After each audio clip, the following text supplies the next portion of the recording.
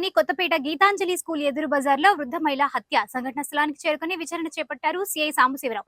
ఇద్దరు యువకులు ద్విచక్ర వాహనంపై దొంగతనానికి వచ్చి ఒక యువకుడు ఇంట్లోకి వెళ్లి మహిళ మెడలోని బంగారు ఆభరణాలు దొంగిలించేందుకు ప్రయత్నం చేశాడు.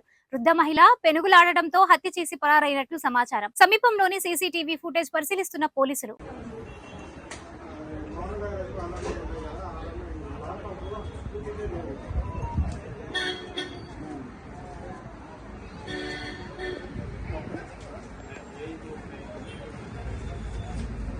లోపల నుంచి వచ్చేవాడైతే నలుపు రంగు షర్టును వైట్ కలర్ ప్యాంట్ సార్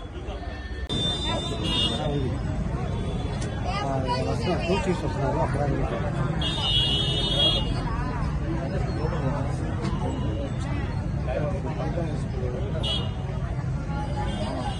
అప్పుడు పెట్టాము.